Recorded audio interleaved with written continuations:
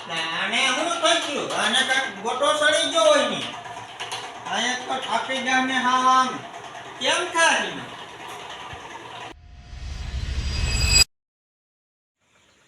જય દ્વારકાધીશ ખેડૂત ભાઈઓ હવે આપણે અત્યારે વાડીએ છે હવે વાડીએથી થોડોક ઘેરથી આપણે સંદેશો આવ્યો છે કે વરસાદને કારણે આપણે પહેલાં માવઠાની મગફળી કોરી કાઢી લીધી હતી હવે એ આપણે ઘરમાં ભરી તો હવે માવઠું આપણે 7 દિવસ વેરીશું તો એના કારણે હવે મકાને પાણી કેટલું સહન કરે એટલે દિવાલે બધું ભેજ મારી ગઈ છે એટલે ઘેરથી આપણે સંદેશો આવ્યો કે આપણે કોરી માંડવી છે એટલે બાટ લાગે નહીં એના હિસાબે આપણે બારી કાઢવા ઘેર જવાનું છે તો હવે આપણે વાડીએથી હાલતા થઈ જઈએ આપણે હવે વાડીએથી રસ્તે ચડી ગયા રસ્તો થોડોક ખરાબ છે કારણ કે હમણાં 7-8 દિવસ વરસાદ વર્યો એના કારણે રસ્તો ખરાબ છે એટલે તો આપણે થોડોક ગારો કેવરાવે તો હવે હાલવું પડે આપણે ખેડૂત છે તો રાતદી ગારામાં જ કામ કરતા હોય એટલે ખેડૂતને હઈ રહ્યું એના કારણે આપણે રસ્તે હાલવું પડે મગફળી જોઈ લઈએ હવે આપણે અહીંયા વાડીએ દિવસના કામ કરવા વહી જઈએ એટલે આપણે ઝાડ બાંધીએ કારણ કે કૂતરા મીંદડા કવરાવે નહીં એના હિસાબે હવે ઝાડ આપણે છોડી નાખીએ હવે ઝાડ આપણે છોડી નાખી હવે આપણી પાસે સાવી છે હવે આપણે મગફળી આ રૂમમાં આપણે ભરી તો હવે બહાર ખોલીને જોઈએ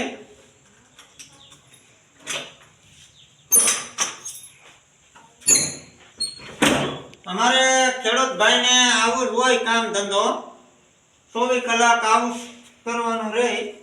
અહીંથી અહીંયા અને અહીંથી અહીંયા હવે આ બધી અહીંયા નડતર રૂપ છે તો એને થોડુંક કેળવી નાખીએ એટલે આપણે ટપ્પાનું સારું રહે હવે આપણે આ બોરા છે એ બોરા બધા બીના રાખ્યા કારણ કે આવતી વાવણીમાં આપણે વાવવાનું છે બી એટલે વેચાતું લેવા જાવ તો મોંઘું થાય અને ડબલ ભાવ થાય એના કારણે આપણે ઘરનું બિયારણ હોય તો એ બિયારણ પણ આપણે આપણી જાત મહેનતથી હાંસવેલ હોય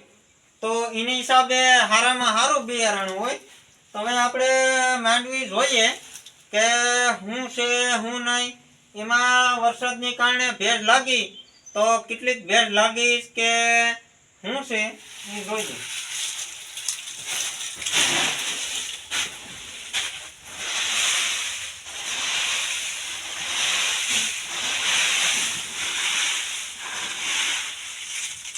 આપણે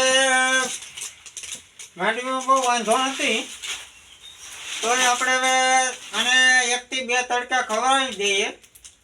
એટલે પછી આપણે શું કહેવાય કે ઘરમાં ભરવાની રહી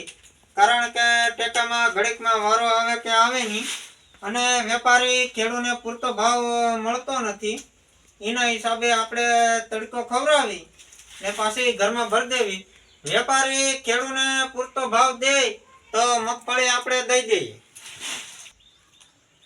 હવે આપણે તમને માંડવી દેખાડું આ આપણી માંડવી છે આ હાવ વરસાદ ખાધા વિનાની માંડવી છે 28 નંબર મગફળી છે છતાં પણ વેપારી ભાવ દેતા નથી તો ખેડૂતને કરવાનું શું હવે એનો નિર્ણય સરકારને લેવો પડે કારણ કે ખેડૂત 4 મહિના મહેનત કરે અને 4 મહિના પછી પણ મગફળી નીકળી જાય તો ખેડૂતને કાઢવાની હાંસવાની એટલે 7 મહિના ખેડૂતને માંડવીમાં મહેનત કરવાની જ રહી તો વેપારીને અને સરકારને થોડી ઘણી મદદ કરવી ખેડૂતની કારણ કે ખેડૂતથી આખો દેશ હાલે છતાં ખેડૂતની કોઈ કિંમત કરતા નથી હવે માંડવી આપણે તડકે બારી કાઢવાની છે તો વિડીયોમાં બના રહેજો આપણે મગફળી હવે બારી કાઢી નાખીએ આપણે અડધી માંડવી નીકળી ગઈ અડધી માંડવી કાઢી અને ઘરના કામ ધંધે ગયા અને આપણે હું કહું કે વાડીએ ગયો તો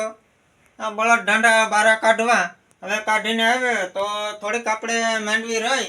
તમે હું કહું કે આપણી રીતે આપણે કાઢી નાખીએ.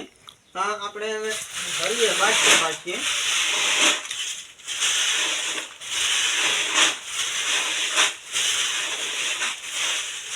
એમાં થોડોક ઓછો બાટકો ભરવો પડશે, કેમ કે હકડાઈ વાળું કામકાજ છે. આપણે આ જાળી ચપટી પડીએ એ આપણે અહીંથી શરૂઆત કરીએ.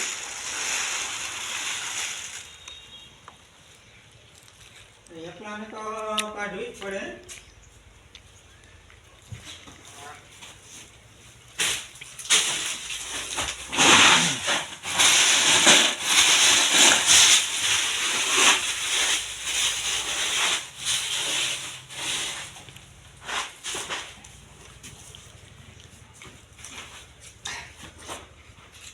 આપણે થોડુંક હકડાઈ વાળું કામકાજ છે,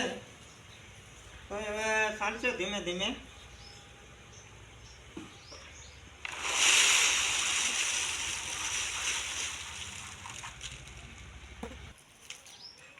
આપણે બધી માંડવી કાઢી નાખી, કારણ કે હવે આપણે વાતાવરણ હાવ ખુલ્લું છે, કારણ કે વરસાદની કે માવઠાની શક્યતા નથી. હવે આપણે આ માંડવી પાછી ભેગી નથી કરવાની સાંજે, એટલો આમ પોળો જ રહેવા દેવાનો છે. અને આપણે હાડીની ને બધી શું કહેવાય કે ઓઢણીઓને ઢાંકી દેવું માથે, ઝાકળ ઓછો પડે. હવે થોડોક આપણે ઠાકી ગયા તો હવે થોડોક આપણે હાથ લઈ લઈએ અને પાણી પી લઈએ. આપણે પાણી પી લઈએ. આપણે ઠંડા ગોળાનું પાણી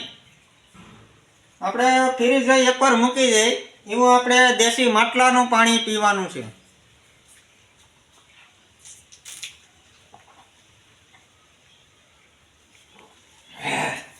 ભારે ઠંડુ છે હો દેશી માટલું પણ એક નંબર. હવે આપણે પંખી ચાલુ કરી દઈએ ને ઘડીક ઠાકોરો ઉતારી લઈએ વાહરને, કારણ કે આપણે થોડોક ગરમી થઈ.